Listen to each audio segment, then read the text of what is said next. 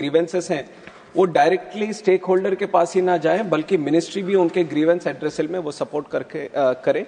इस भावना के साथ हमने नवंबर 2016 में ये एयर सेवा की शुरुआत हुई और एयर सेवा की 3 वर्जन्स भी हो चुके हैं। जैसे जैसे हमें पैसेंजर से फीडबैक मिलता गया तो इसको और बेहतर कैसे करें, इसके अलग अलग वर्जन्स, तो एयर सेवा 1.0, 2.0 और अभी 3.0 का मैकेनिज्म चल रहा है और इसमें काफी सारे स्टेक होल्डर्स हमारे इन्वॉल्व हैं। जैसे एयरलाइंस और एयरपोर्ट्स तो होंगे ही, उसके बावजूद भी डीजीसीए जो हमारा सेफ्टी रेगुलेटर है, बीकैस जो सिक्योरिटी रेगुलेटर है, इमिग्रेशन और other stakeholders, helicopter division भी है, जिन जिन के साथ भी इनके प्रॉब्लम्स हो सकते हैं।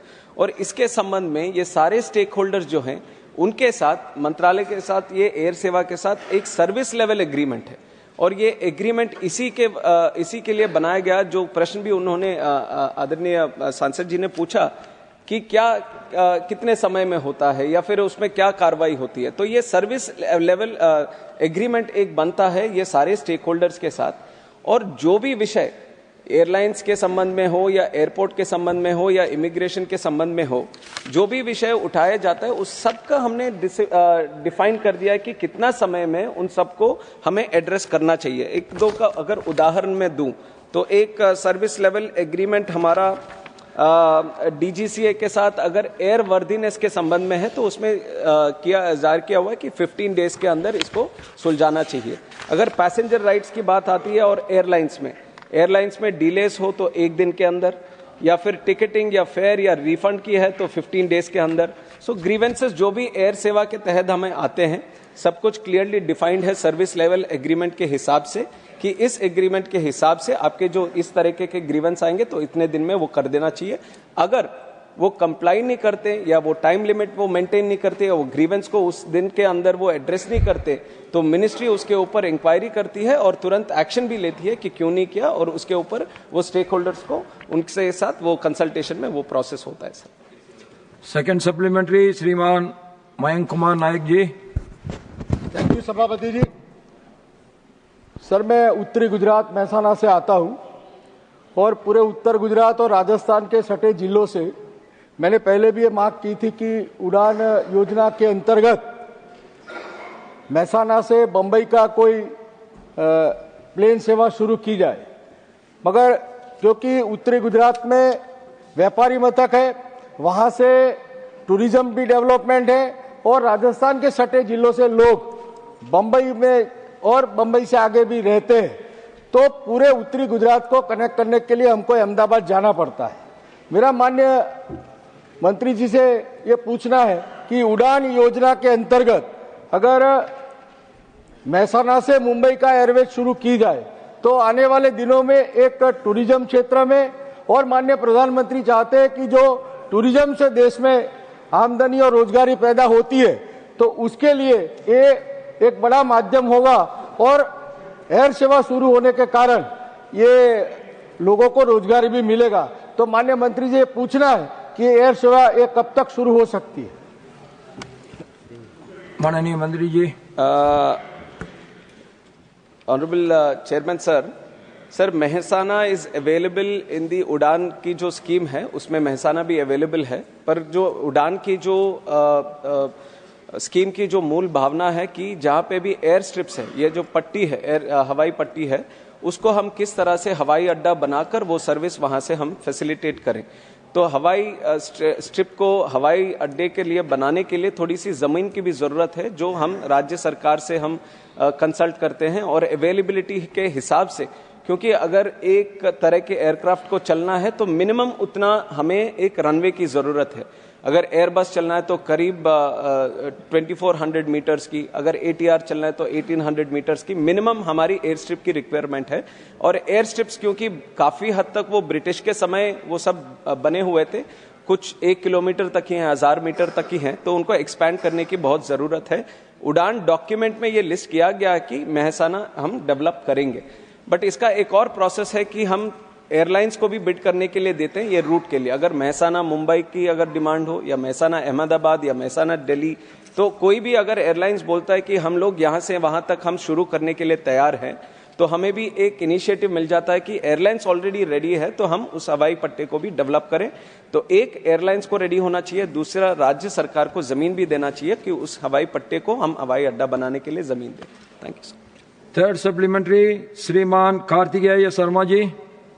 चेयरमैन सर, मैं माननीय मंत्री जी से पूछना चाहता हूं कि जो एयर सेवा पोर्टल है ये बहुत ही सराहनीय एक कदम है ताकि लोगों को जानकारी मिल सके, लेकिन क्योंकि सरकार की ऐसी नीतियां हैं कि बहुत सारे पहली बार एयर फ्लायर्स आए हैं जो पहली बार पैसेंजर्स यात्रा कर रहे हैं, तो उनके राइट्स को लेकर क्या कोई सरकार ने कदम उठाया है और प्रभुत्ता से वो राइट्स डिस्प्ले हो सकें, चाहे वो ऐप के माध्यम से या उनकी सीट के पीछे, क्योंकि एयर क्रूज को तो अपने राइट्स पता हैं लेकिन बहुत सारे फर्स्ट टाइम फ्लायर्स हैं जिनको अपने राइट्स नहीं पता है और वो उनको भाषा का भी प्रॉब्लम रहती है।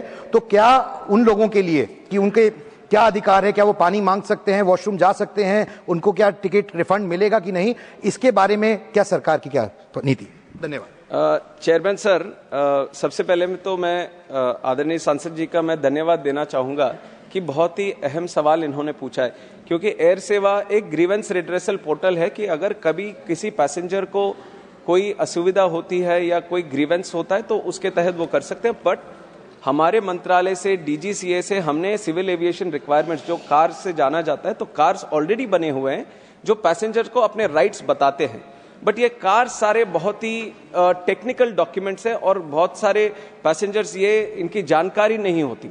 तो ये अहम सवाल उठता है कि हम कैसे अवेयर करें पैसेंजर्स को कि अपने राइट्स ये हैं, या कोई भी एक सिनारियो बनता है तो उस सिनारियो में या उस डिस्ट्रेस में या उस दिक्कत वाली सिचुएशन में उनको क्या क्या राइट्स अवेल कर सकते हैं वो पैसेंजर को।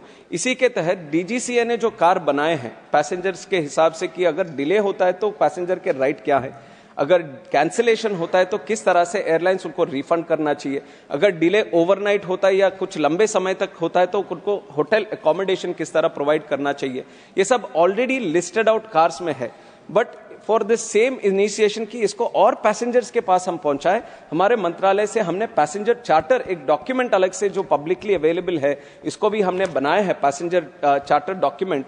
इसमें क्लियरली ये बहुत ही अच्छा डॉक्यूमेंट है। इस सदन के माध्यम से मैं देश की जनता को भी मैं बताना चाहूंगा जो एयर ट्रैवल से जुड़े हैं, और इसके बनाने का भी एक ही मकसद था कि जो कार है वो जनरली जो टेक्निकल डॉक्यूमेंट के हिसाब से देखा जाता है और पैसेंजर्स उसमें जाते नहीं है, तो ये इसके लिए बना है क्योंकि हमारे देश में काफी फर्स्ट टाइम फ्लायर्स भी है और फर्स्ट टाइम फ्लायर्स में वो एंग्जाइटी, वो नर्वसनेस भी रहता है। तो उनको अगर हम कार्स वो पहले से ही अगर बताएं, उनके राइट्स वो पहले से ही अगर बताएं, तो उनकी जो जर्नी है वो काफी हद तक रिलैक्स्ड हो सकती है। तो इसी में एक जो जिस तरह से कंटेंट्स हमने बनाए कि flight delay, flight cancellation, boarding denied due to overbooking या फ्लाइट डाइवर्शन भी हो, कैंसिलेशन चार्जेस, लॉस, डिलेड और डैमेज्ड बैगेज, में कुछ ही टॉपिक्स में पढ़ रहा हूं, ऐसे बहुत सारे चीजें और काफी कॉमन मैन को किस तरह समझाना है। सिनारियोस इसमें बने हुए हैं कि एक सिनारियो है, you have checked in on time but the airlines aspects a delay of 2 hours और मोर, 3 hours और मोर, 4 hours और मोर, then what is your right? Your right is you must be offered free of charge meals and refreshments in relation to the waiting time. तो ना केवल car को हमने दिखाया है, सिनारियोस भी हमने बना के एक्सप्लेन किया कि किस सिनारियो में आपको किस तरह के राइट्स अवेल कर सकते हैं। और हमारा प्रयास यही रहता है कि जो ये पैसेंजर चार्टर डॉक्यूमेंट है, हर कस्टमर, हर पैसेंजर ये एयर ट्रैवल करने से पहले इसको पढ़े और हमारी तरफ से जो भी कार में अपडेट करते रहते हैं उस कार के अपडेट्स को भी इस पैसेंजर इसमें भी अपडेट करके ये अपडेट करें।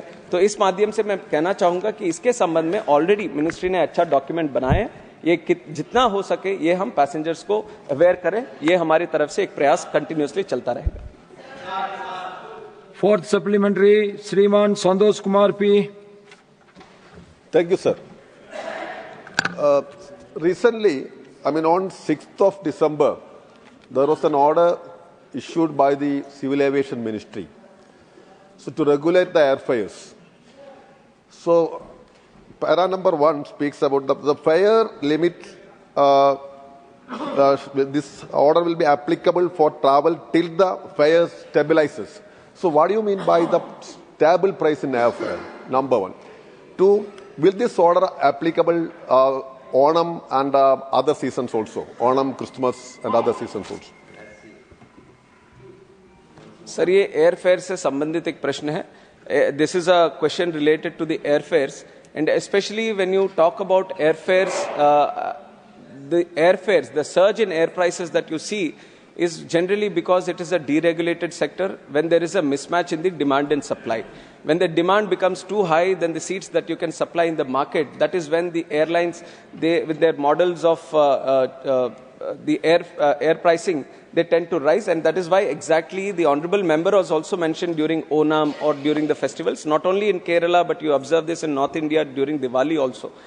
And when it comes back to this capping of prices, airfares during the 6th of December, we all are aware with the Indigo crisis that has happened, and we all know how much distress it has caused. And one major thing that has happened during that time is the capacity constraint at which Indian aviation was operating. Indigo being the major airline and their operations being curtailed, there was a huge disruption, huge cancellation of the regular flights that were there. So the capacity has come down. The seats that people can use to travel has come down. So generally, the other side of the trend would be the airfares would rise. That is exactly why we have to keep the cap, to keep the airfare at a very reasonable and affordable way. We have capped the prices. And regarding the other seasons that might come up, other times when the airfares might rise, the ministry is closely observing all these seasons. We are continuously engaging. We are continuously engaging with the stakeholders on this. And whenever there is a situation, whenever there might be a situation when this is there, we from the ministry are taking action. And I will give you other examples also. During Kumbh Mela, we have done it. During Pahalgam incident, we have done it. During COVID also, we have done it. So whenever there might be a situation when the airfares might rise, the ministry is acting upon it and taking the necessary action. Fifth supplementary, Shriman Pramod Tiwari ji. मैं आभारी हूं आपका। माननीय मंत्री जी के जवाब से उपजा हुआ एक सवाल और एक सुझाव। इधर